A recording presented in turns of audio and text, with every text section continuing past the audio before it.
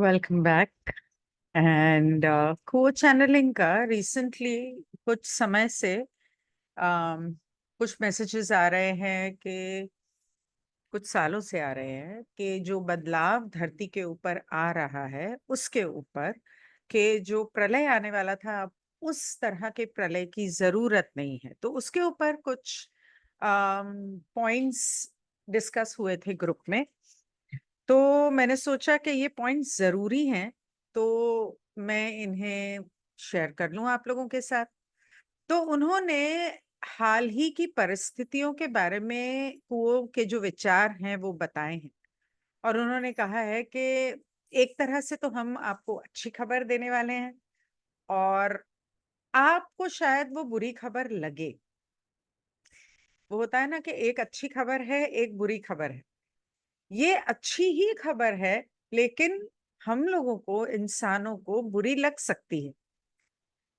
तो वो ये कह रहे हैं कि इस तरह जो आप लोगों के यहाँ मौसम के बदलाव आ रहे हैं, वेदर चेंजेस आ रहे हैं, इमरजेंसीज आ रही हैं, कहीं बाढ़ आ गई, कहीं भूचाल आ गया, कहीं गर्मी ज्यादा बढ़ गई, कहीं एवलांच आ गया, इस तरह की जो क्या बोलते हैं उसको, बर्फ का तूफान वगैरह। तो इस तरह की जो वेदर इमरजेंसीज हैं ये खत्म नहीं होने वाली हैं। अगर आपको लगता है कि ये एक दिन खत्म हो जाएंगी तो वो खत्म नहीं होने वाली। दूसरी बात कि जो लोगों ने सोचा था कि एक ही बार में बड़ा सा प्रलय आएगा, पूरी धरती डूब जाएगी, जो पहाड़ हैं वो समुंदर के नीचे चले जाएंगे, बहुत सारे लोग बोल रहे थे। तो एक ही दिन में पूरी धरती का नाश हो जाएगा, तो वो नहीं होने वाला। और वो कह रहे हैं कि जो धरती है, अच्छी खबर ये है कि इस तरह से पृथ्वी सभी मनुष्यों के विशाल बहुमत को शांति और सुरक्षा में रहने में सक्षम बना रही है। मतलब कि एक साथ धरती का अंत होगा, उसके बजाय धरती जो है इंसानों को प्यार से और शांति से जीने का मौका दे रही है। और बहुत सारे लोगों को वो जो घबराहट है ना मन में कि धरती का नाश हो जाएगा, हम सब डूब जाएंगे या हम सब धरती में समा जाएंगे, ऐसा कुछ भी नहीं होने वाला है। ये एक बहुत अच्छी खबर है। और ये मैंने पिछली बार भी जब कुओं चैनलिंग का एक वीडियो किया था, तो मैंने उसमें बताया था कि कुओं ने क्लियरली बताया है। अभी भी लोग पोल शिफ्ट के बारे में बातें कर रहे हैं, पोल शिफ्ट होगा, ये हो जाएगा, वो हो जाएगा।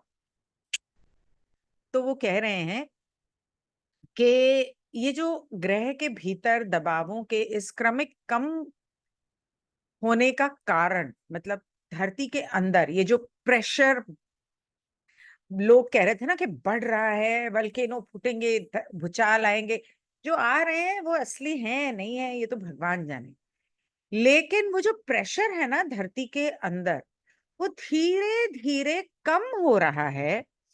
इसके बजाय कि एक पूरा पोलर शिफ्ट हो, वो नहीं हो रहा। और पोल पूरा शिफ्ट होने की वजह से पूरी दूसरी और तीसरी घनत्वता का पूरा विनाश हो जाए, अंत हो जाए, वो नहीं होने वाला। और उसके बजाय उसकी वजह ये है कि एल रिसर्च जैसा ग्रुप को ने बताया है कि आप जैसे ग्रुप जो धरती को प्रेम दे रहे हैं, जो इंसानों का लोगों को जगा रहे हैं, और जो धरती माँ के लिए प्रार्थना कर रहे हैं, आप जैसे ऑर्गेनाइजेशंस और ग्रुप्स जो हैं इस तरह के, वो जब धरती माँ के लिए और ब्रह्मांड के लिए इस तरह से काम करते हैं, तो उससे क्या होता है कि वो जो गुस्सा है वो कम हो जाता है। और धरती माँ जो है वो आराम से अपनी चौथी घनत्वता में जा सकती है। तो आगे वो कहते हैं कि आप लोग जो एकत्र हुए हैं, आध्यात्मिक तौर से आप लोग जो एकत्र हुए हैं, और आप लोगों का उद्देश्य ईश्वर की सेवा करना है, एक दूसरे की सेवा करके। जो मैंने कहा कि आप एलएल रिसर्च के लोगों को जगा रहे हैं, या एलएल रिसर्च के बारे में हम जानते हैं, और बहुत सारे लोग हैं धरती पे जो अलग अलग तरह से लोगों को जगा रहे हैं। जैसे राजीव दीक्षित एक तरह से लोगों को जागरूक कर रहे थे, उनको खत्म कर दिया गया। वो सच्चाई ला रहे थे लोगों के सामने। डॉक्टर देवेंद्र बल्हारा बहुत सारी बातों को लोगों के सामने लेकर आ रहे हैं। डॉक्टर विलास जगदाले ने बहुत सारी चीजें हम लोगों को बताई। अब उसमें से कितनी बदल गई और कितनी होंगी नहीं होंगी ये तो वक्त बताएगा, लेकिन उन्होंने जो जागरूकता, मेरी शुरुआत तो उनसे हुई। तो वो जो जागरूकता ला रहे हैं, कपिल बजाज जो जागरूकता ला रहे हैं, यूनिवर्सल हेल्थ ऑर्गेनाइजेशन जो भारत में लोगों ने एक ग्रुप ने, जैसे डॉक्टर विश्वरूप रॉय चौधरी, डॉक्टर सुजन राज और बहुत सारे लोग इकट्ठे होके हर तरह के हीलिंग को अपना हिस्सा बना के, दुनिया भर की जितनी ऑल्टरनेट हीलिंग थी उन सबको अपना हिस्सा बना के उस ग्रुप ने काफी सारे लोगों को जागरूक करने की कोशिश की है। इस तरह के लोग अलग अलग तरीके से, डॉक्टर बाबरा ओनील, उन्होंने कितनी सारी जागरूकता वो लेकर आए हैं, उनको भी खामोश करा दिया गया। अब वो जिंदा है या नहीं मुझे नहीं पता। इस तरह से दुनिया भर में काफी सारे म्यूजिशियंस को मार दिया गया, काफी सारे हॉलीवुड एक्टर्स को मार दिया गया, बॉलीवुड एक्टर्स को मार दिया गया। आप जानते हैं मैं किन लोगों की बात कर रही हूं, 3-4 तो हैं ही हमारी जानकारी में, 5-6। तो जागरूकता लाने वाले लोग एक तरफ, और जागरूकता लाने वाले लोग एक तरफ, और दूसरे हीलर्स जो बढ़ते गए 1990s के बाद, काफी सारी हीलिंग मोडालिटीज जो हैं वो सामने आई। पुराने जमाने में भारत में वो होता था या नहीं मुझे नहीं पता, लेकिन बहुत सारी हीलिंग मोडालिटीज दूसरे देशों से भारत के अंदर आई, लेकिन दूसरे देशों में तो आई। जैसे शमन्स हैं, मेक्सिकन्स, वो मेक्सिकन इंडियंस, वो अपने तरह की हीलिंग काफी सालों से कर रहे हैं, और वहां पे भी काफी विनाश हुआ था एक जमाने में। और अफ्रीकन्स अपने तरीके से करते हैं, मिडिल ईस्टर्न लोग अपने तरीके से हीलिंग करते हैं, एंड ट्रस्ट में वो जो हीलिंग करते हैं उस तरह की हीलिंग एक मुर्दे को जिंदा कर दे, करते थे आज से 60-70 साल पहले। अब वो वहां पर हीलिंग है या नहीं पता नहीं। आ, मैं किसकी बात कर रही हूं, अगर आप लोग मेरे वीडियोस रेगुलरली देखते हो तो आपको पता होगा। तो चाइना से रेकी आई, तिब्बतन हीलिंग मोडालिटीज आई, इस तरह की बहुत सारे हीलर्स, चारों आया सामने इजिप्ट से। We all know that numerology, astrology actually एक साइंस है जो आपके मिस्टिकल साइंसेस को के साथ जुड़ा हुआ साइंस है, लेकिन लोग उसको स्वीकार करना नहीं चाहते। तो बहुत सारे लोग उसे ऐसे ही मतलब हवा में उड़ा देते हैं, बट नहीं, it is a science, it is a healing modality in its own self. तो इस तरह की बहुत सारी चीजों की वजह से धरती के ऊपर ये बदलाव आया। लोग जो हैं वो जागरूक हुए और आध्यात्मिक उन्नति की, बहुत सारे लोगों की कुंडलिनी जागरण हुई, और बहुत सारे पहाड़ों पर, जंगलों में ऐसे बहुत से लोग आज भी रहते हैं जो अपनी आध्यात्मिक उन्नति की तरफ, कोई राजसिक, कोई तामसिक, कोई सात्विक तरीके से उस पर काम करते हैं। हम लोग को चैनलिंग में पहले भी सुन चुके हैं कैसे तिब्बत में, अब वो कल्कि है या कोई और है मुझे नहीं पता, लेकिन एक किसी का जन्म हुआ है जो अपने ग्रुप के साथ वहां से, हम जैसे सभी लोग, सॉरी, हम जैसे या हीलर्स या इस तरह के लोग जो लोगों को जागरूक करने की कोशिश कर रहे हैं, उनकी मदद कर रहे हैं, उनकी सुरक्षा भी कर रहे हैं, उनको रास्ता भी दिखा रहे हैं टेलीपैथिकली, और हर तरीके से उनको रास्ता मतलब गाइड कर रहे हैं, रास्ता दिखा रहे हैं, और धरती माँ की मदद कर रहे हैं, धरती माँ को प्रेम भेज रहे हैं, धरती माँ की हीलिंग कर रहे हैं। तो इस तरह की बहुत सारे वजह के वजह से धरती के ऊपर ये बदलाव आना मुमकिन हुआ है। और वो लोग जो जागरूक नहीं हैं, या अभी तक सो रहे हैं, या अभी तक कंफ्यूज्ड हैं, जो जो फेंस पर बैठे हैं, मतलब कि वो आधे दो नाव में पैर रखे बैठे हैं। मतलब उन्हें मैट्रिक्स भी चाहिए, सबको चाहिए, मुझे भी चाहिए मैट्रिक्स, मतलब रिश्ते चाहिए, पैसा चाहिए, आराम चाहिए, सुख चाहिए, सब कुछ चाहिए।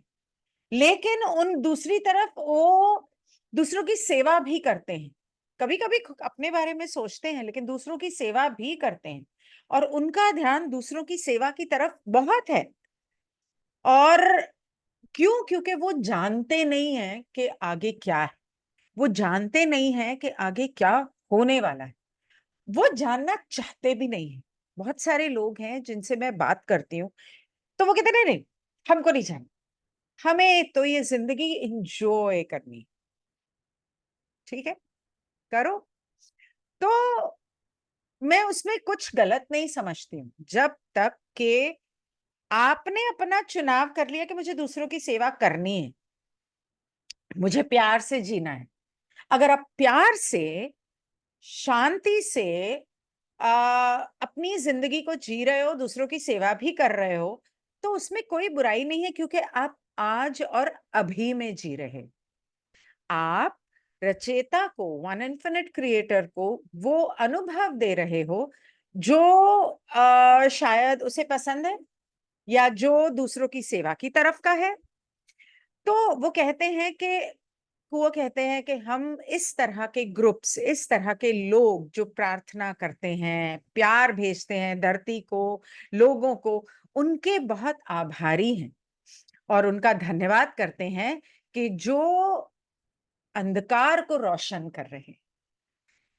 दूसरी बात, वो कहते हैं कि जो कुदरती डिजास्टर्स हैं, जैसे तूफान, भूकंप, प्राकृतिक आपदाएं जो हैं, इस तरह की जो चीजें होती हैं, आ, वहां पर होता क्या है कि जैसे वॉर हो रहा है इसराइल, या कहीं बाढ़ आ गई, कहीं कुछ, इस तरह की जब चीजें होती है, लोगों का हार्ट चक्र जो है वो खुलता है।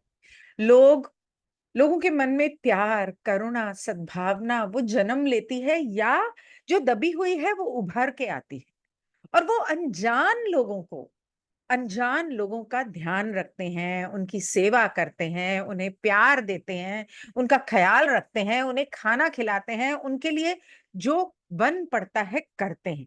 कोई दूर बैठा है तो वहां से कुछ भेजता है, कोई वहां चला जाता है डॉक्टर की हैसियत से, कोई जैसे मुझे पता है, याद है कि जब इजराइल वॉर वगैरह सब चल रहा था, तो सोनिया को मतलब मौका मिला था वहां जाने का, ये तो हम लोगों ने उसे रोक लिया कि भाई तू यहीं बैठी रहे, तेरी हमको बहुत जरूरत है। तो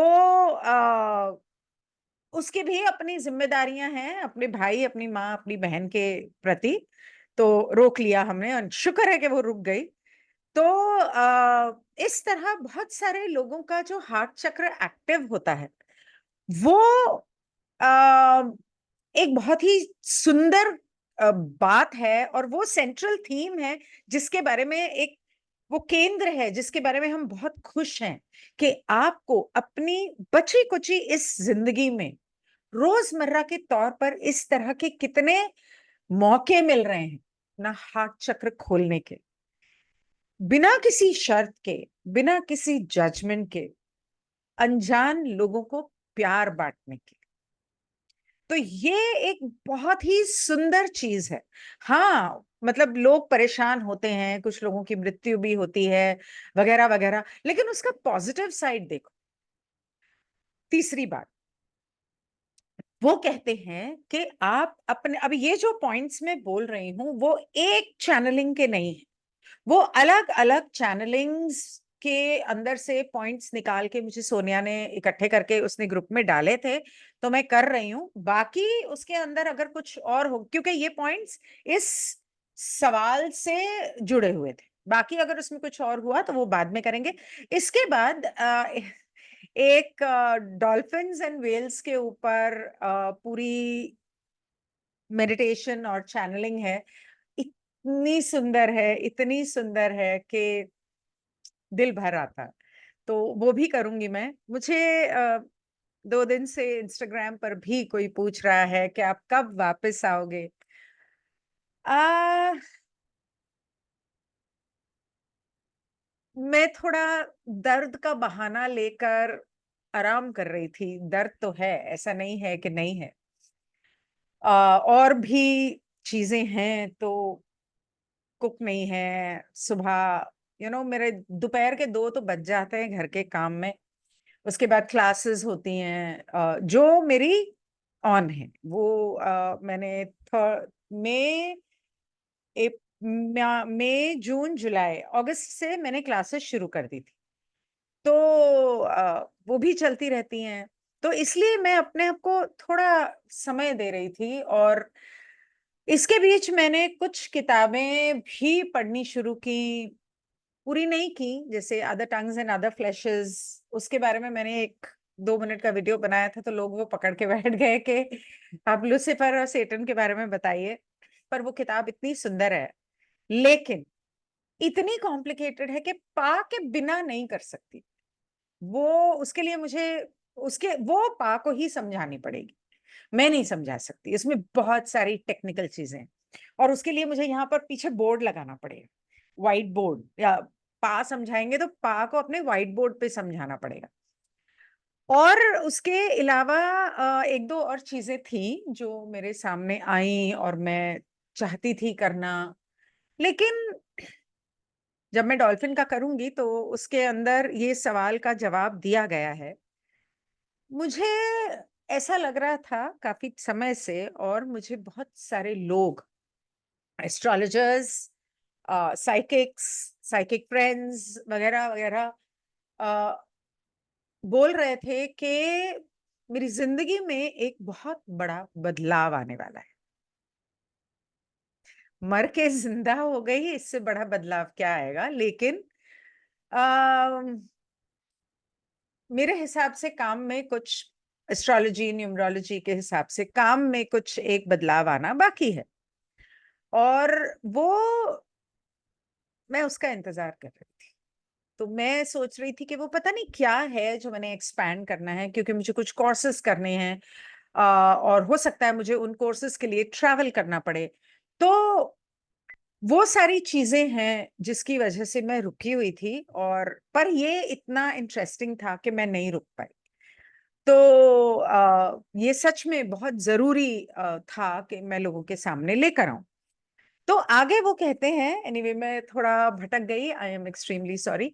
बट वो कहते हैं कि आप में से बहुत सारे लोग अपने तरीके से एक साधारण जिंदगी जीने की कोशिश कर रहे हैं, उसकी तैयारी कर रहे हैं। जब ये कह रहे हैं साधारण, तो यहाँ ये बोल रहे हैं कि आप सेल्फ सफिशिएंट, मतलब के आत्मनिर्भर जिंदगी जीने की कोशिश कर रहे हैं, कुदरत के साथ इंटरडिपेंडेंट। जहां पर बहुत सारे लोग ऑफ द ग्रिड चले गए, जहां पर बहुत सारे लोगों ने कहीं किसी गांव में या जंगल में वहां पर अपना पूरा एक सिस्टम बना लिया, जहां उन्हें किसी की जरूरत ही नहीं है। ना बाजार जाने की जरूरत है, ना कुछ है। अब जो ऑलरेडी घर का सामान है बहुत है, बाटर सिस्टम से जी रहे हैं, या इंडिपेंडेंट है, सोलार पैनल्स लगा लिए, वाटर हार्वेस्टिंग कर ली, वाटर रिसाइकलिंग कर ली। इस तरह बहुत सारे लोग जो हैं अ, इस तरह की जिंदगी जी रहे हैं, ऑफ द ग्रिड चले गए। और काफी सारे अभी रिसेंटली मैंने इंस्टाग्राम पे 2-3 अलग अलग लोगों की रील्स देखी, बैंगलोर खास करके, बैंगलोर में ज्यादा है। तो वो कह रहे हैं कि आप लोग ये जो कर रहे हो, अपनी इस रोजमर्रा की शहरी जिंदगी को छोड़ के, हालांकि आप इस जिंदगी में इतने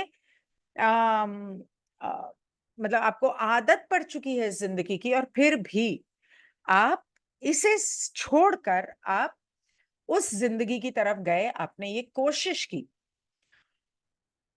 सीख रहे हो अभी भी।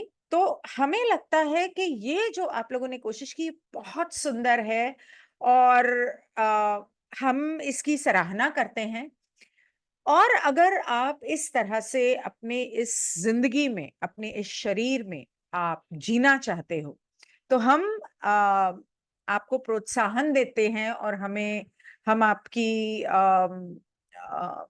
हम आपसे कहना चाहते हैं कि अगर आपका मन ऐसा करता है, कहता है, तो ऐसा करो। हम आपको प्रोत्साहन देते हैं, आपके साथ हैं, शायद मदद भी करें।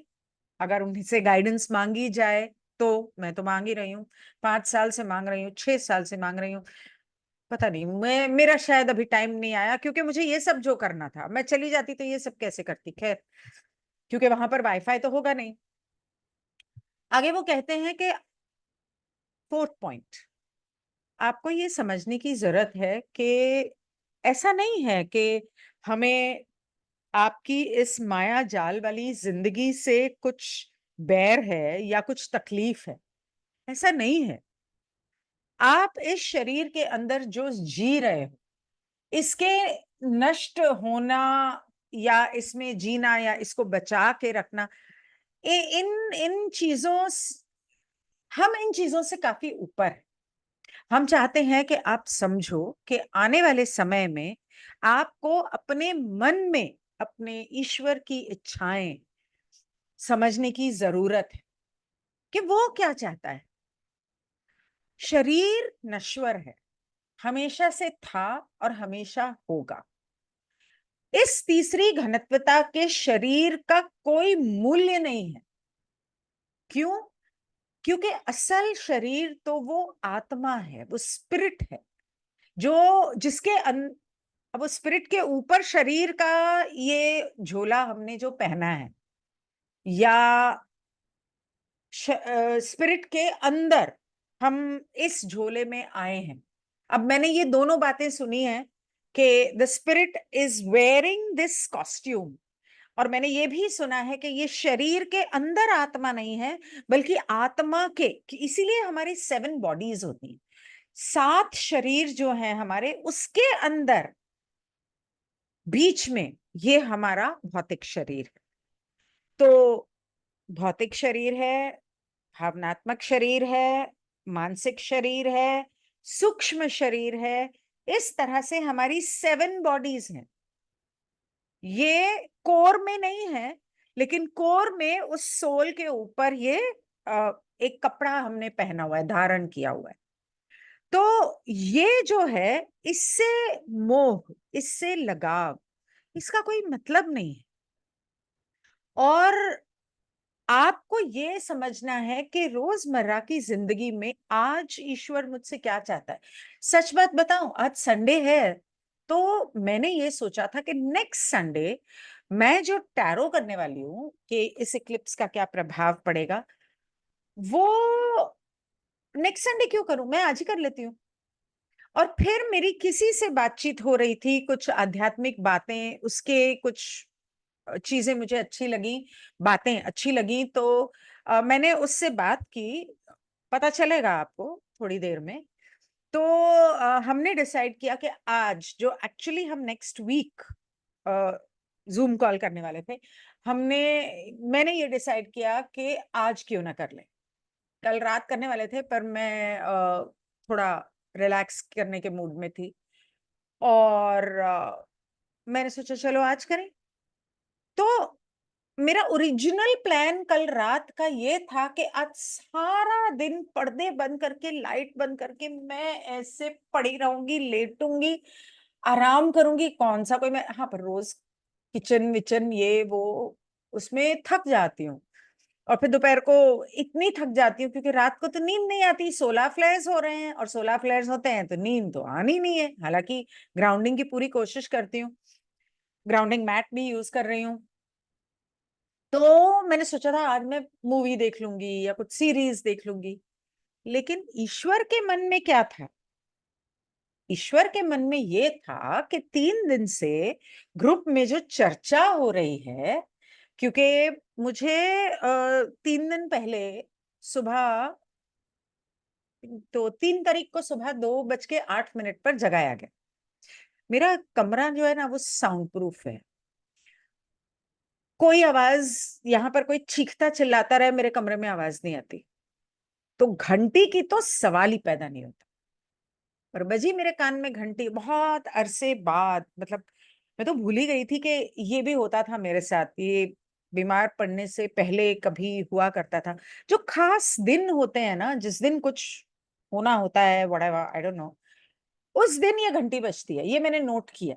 जिस दिन एनर्जीज बहुत हाई हैं या शायद कोई पोर्टल खुला है, तो वो घंटी बजी और मुझे मैं उठी, लिटरली बेड से उठी और मैंने, अरे ये तो आए हैं मुझे उठाने। 2:08, ये तो यही आए हैं। मैंने आके दरवाजा खोला भी नहीं, मैं अपने कमरे से नहीं निकली और मैं फिर जाके लेट गई। और मैं बोला अच्छा ठीक है, मैं करती हूँ मेडिटेशन। मुझे पता है तुम मुझे मेडिटेशन के लिए उठाने आए हो, लेकिन मैं बैठ के नहीं करने वाली, मैं लेट के करूँ।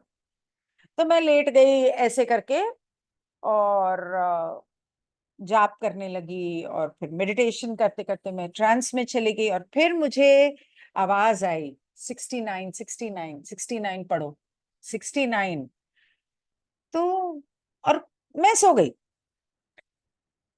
सुबह मैं सो गई, मतलब इस तरह से सोई कि वो 69 मेरे दिमाग में बजता रहा सुबह तक। आखिरकार 6 बजे से 8 बजे तक का 69। अरे हाँ, वो क्या पढ़, तुमने क्या बोला है मुझे भाई, 69 चैप्टर का वीडियो देखूं या 69 चैप्टर पढ़ूं? क्या क्या करूं, या 69 पेज पढ़ूं? तो अच्छा, करूंगी करूंगी करूंगी। हार के मैं सुबह 8 बजे उठ गई। और मैं इतनी जल्दी नहीं उठती। और उठ के सबसे पहले मैंने फोन पे एलएल रिसर्च खोला और 69 पेज खोला। ओके, 69 पेज खोला लॉ ऑफ वन का। और उसके बाद वो भी इंटरेस्टिंग था, और मुझे अब याद नहीं आ रहा क्या था, लेकिन 69 चैप्टर पे मैं गई तो उसका फर्स्ट क्वेश्चन पढ़ के मुझे ऐसा लगा जैसे मुझे कहने की कोशिश की जा रही है कि मेरे पे साइकिक अटैक हुआ था। क्योंकि वो उसी बारे में था कि कार्ला के ऊपर वो फिफ्थ डेंसिटी का बीइंग जो है कार्ला को परेशान कर रहा है और उसको मारने की कोशिश कर रहा है, वैसा वैसा। तो it was kind of synchronicity, I don't know. तो ऐसा लग रहा था कि मुझे वो ये कहने की कोशिश कर रहे हैं कि मेरे साथ जो हुआ वो साइकिक अटैक था, क्योंकि वो पूरा चैप्टर इसी बारे में है। और उसके अंदर और भी काफी पॉइंट्स थे। आप चाहें तो जाके 69 सेशन सुन सकते हैं, या एलएल रिसर्च पर हिंदी में 20 चैप्टर्स तक already Hindi website LL research पे बन गई है, लेकिन उसके आगे की बाकी है, तो आपको इंग्लिश वाला कॉपी पेस्ट करके ट्रांसलेट करके पढ़ना पड़ेगा। तो 3 दिन से मैंने उसका फर्स्ट क्वेश्चन ग्रुप में डाला और 3 दिन से उसके ऊपर चर्चा हो रही है। और अमन जी ने बहुत सारी रेवलेशंस, मतलब उन्होंने बहुत सारी बातें बताई और उसके ऊपर, और पूनम और मीनल और सब अपनी इनपुट्स दे रहे हैं, डिस्कशन हो रही है, लंबे लंबे वॉइस नोट सुने जा रहे हैं। मुझे एक एक वॉइस नोट कम से कम 4 4 5 5 बार सुनना पड़ा। तो हो रही थी ये सब बातचीत। और मैंने सोचा कि बस सब मैं थक गई, तो आज मैं आराम करूंगी। लेकिन भगवान क्या चाहता था, उसी दौरान सोनिया ने ये 3 4 पॉइंट्स जो वहां पर डाले थे, भगवान ये चाहता था कि वो जो मन में सोच रही है ना, वो सोचना बंद कर कर। ओके, सो आई सेड चलो, इससे मुझे खुशी मिलती है। वो हाँ, मेरा दिमाग डल कर देता। तो ठीक है, यहां वो कह रहे हैं कि वो देखो कि रोजमर्रा की जिंदगी में क्रिएटर आपसे चाहता क्या है। अगर आपको इस घनत्वता से आगे जाना है तो खुशी खुशी जाओ ना, वो कैसे भी मरना हो। अब कोई भूचाल आना है, सुनामी आना है, कुछ भी आना है, क्योंकि ये सब तो एक माया जाल है। ये रा ने बोला था कि तुम मौत की घाटी से गुजरोगे, लेकिन वो जिस तरह से तब गुजरना था वो अब बदल चुका है। यहां पर वो कहते हैं कि अगर तुम्हें उस मौत की घाटी से गुजरना भी है, अगर वो लिखा ही है, तो फिर आपको डरने की क्या जरूरत है? शैतान से क्यों डरो, मौत से क्यों डरो? क्योंकि ये तो एक माया जाल है और आप अकेले तो हो नहीं। इस बारे में भी उस 69 चैप्टर में था कि मरने के बाद आपके अपने किस तरह से आपके साथ होते हैं। तो वो कहते हैं कि मरना तो सभी ने है। आज नहीं मरोगे, 20 साल बाद मरोगे, 40 साल बाद मरोगे, मरोगे तो सही ना। अमर तो नहीं हो, लेकिन अमर होना है। तो अमर होना है तो इस शरीर को तो त्यागना पड़ेगा। तो इस शरीर के विनाश की या इस शरीर के छूटने के डर में क्यों जीना? उस डर को हटाओ अपने मन से। किसी भी शैतान से डरने की जरूरत नहीं है, क्योंकि आप अकेले नहीं हैं, हम सब आपके साथ। आपके अपने गाइड्स हैं, एंजल्स हैं, देवदूत हैं, आपके जो अपने सोल्स। एस्ट्रल सिटी, अगर आपने वो वीडियो देखा है मेरे चैनल पे, एस्ट्रल सिटी को हम, वो फिल्म थी जिसे हमने हिंदी में ट्रांसलेट किया था। एस्ट्रल सिटी अगर आपने देखी है तो वहां पर आपके अपने सभी आपका इंतजार कर रहे हैं। तो आप बिछड़ने किसी से भी नहीं वाले हो, सब आपके साथ हैं और हमेशा रहेंगे। तो फिर डर किस बात का? मौत से तो कभी भी नहीं डरना चाहिए। फिर वो कहते हैं कि जैसे हैथॉन कहते हैं, जैसे कुओ कह रहे हैं कि जैसे हैथॉन कहते हैं कि आपका परिचय, वो आपके अंदर जो प्यार है ना, वो आपका परिचय है। ये शरीर आपका परिचय नहीं है, ये शक्ल आपका परिचय नहीं है। आपका परिचय आपके मन में जो अनंत प्यार है वो है। आपके मन में जो ईश्वर है वो आपका परिचय है। और जब आप ईश्वर से जुड़ोगे, मेडिटेशन करोगे, मेडिटेशन पर ध्यान दोगे, अपने हार्ट चक्र को खोलोगे, सबसे प्यार करोगे, तो आपको खुद ब खुद पता होगा कि आपको क्या करना है। ईश्वर ने आपके लिए कौन सा काम सोच के रखा है, उस रास्ते पर आपको कैसे करना है। जिंदगी से इतना लगाव करने की जरूरत नहीं है, जीने की इतनी इच्छा करने की जरूरत नहीं है, या इस माया जाल के ये मेरा घर, मैं घर को छोड़ के कहीं नहीं जाऊंगी, ये मेरा है, ये गाड़ी मेरी है, ये पैसा मेरा है, ये पति मेरा है, ये बच्चे मेरे। कोई कोई नहीं है। आपका अपना सिर्फ एक है, एक आप खुद और एक वो ईश्वर। सब मिलेंगे, वहां भी मिलेंगे। इसलिए किसी से भी प्यार जरूर करो, अपनी जिम्मेदारियां जरूर पूरी करो, दिल खोल के प्यार करो, लेकिन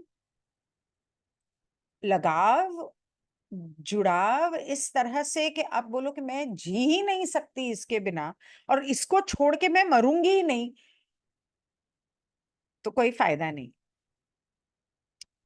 और अपने अंदर ईश्वर के और प्रेम के उस दिए को जलाए रखो।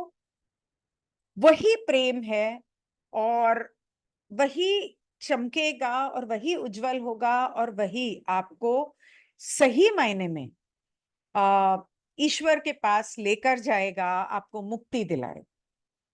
यही सबसे ज्यादा इंपॉर्टेंट है। Beautiful session, no?